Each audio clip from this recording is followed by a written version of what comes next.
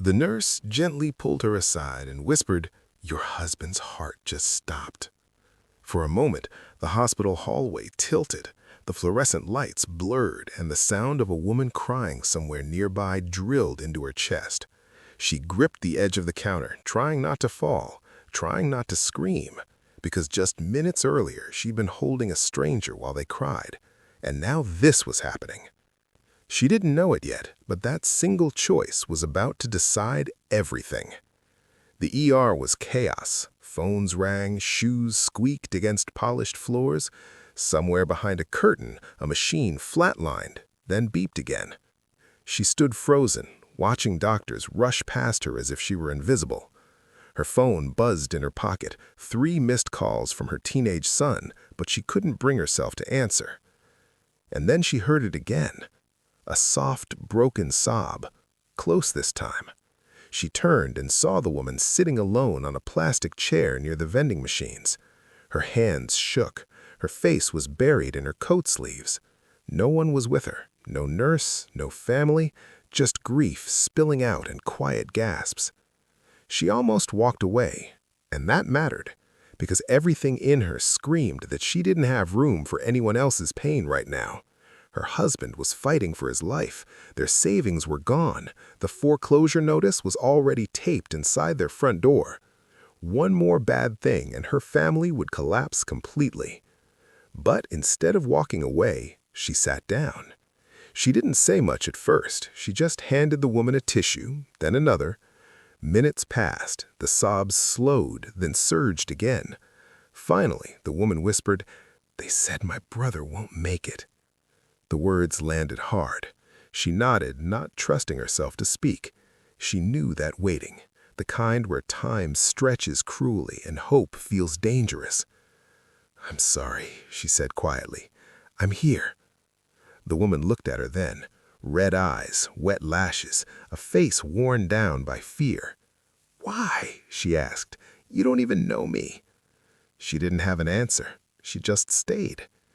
That was the moment everything changed, but neither of them knew it yet. When the doctor finally came for her, it was with careful eyes and a voice trained to soften blows. Her husband was alive, but barely. The next 48 hours would decide if he stayed that way. Surgery was expensive. The insurance they'd lost last year wouldn't cover it. She felt something inside her sink, slow and heavy. She signed forms she didn't understand, her hands trembling. Somewhere behind her, the woman by the vending machines watched silently. Hours crawled by. Dawn crept through narrow windows. Her son finally arrived, pale and silent, sitting beside her without a word. She didn't cry, not yet. She was too tired for tears. Then a man in a dark coat approached her. "Excuse me," he said gently. "Are you the woman who sat with my sister last night?" She looked up, confused. The woman from the chair stood behind him now. Her eyes were swollen, but calmer. "She wouldn't leave me, even when she was called away. She came back." The man nodded. "My sister told me everything. I just wanted to say thank you." She swallowed. "I'm sorry about your brother." He hesitated.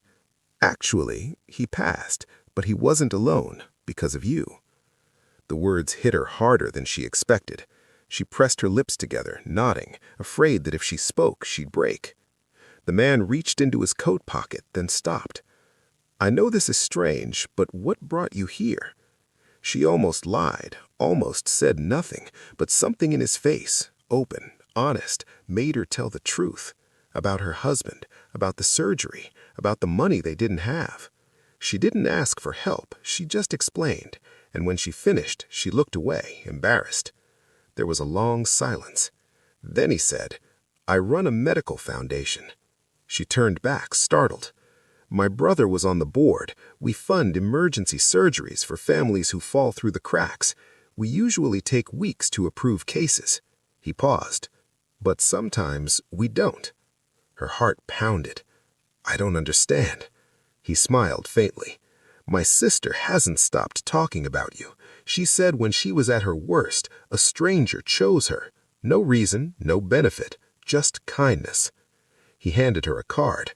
"Have the billing office call me." She stared at it, afraid to breathe, afraid it was a mistake, afraid hope would hurt too much.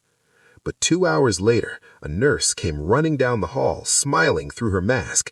"Your husband's surgery is approved, all of it." Her knees buckled. She grabbed the wall, tears finally spilling, sharp and uncontrollable. The surgery lasted 6 hours, and when it was over, the doctor said the words she hadn't dared imagine. "He's going to recover." Days later, when the beeping machines softened into steady rhythms and color returned to her husband's face, she went looking for the woman from the vending machines. She found her in the hospital garden, sitting quietly, the sun warming her hands. They didn't say much. They didn't need to. Before they parted, the woman squeezed her hand. She said, "You saved me." She shook her head gently. "No, we saved each other." Weeks later, back in their small home, her son taped a drawing to the fridge. It showed 3 stick figures holding hands under a crooked sun. At the bottom, he'd written, "Mom helped someone, then someone helped us." She stared at it for a long time. Because sometimes, the moment you think you have nothing left to give is the moment that giving changes everything.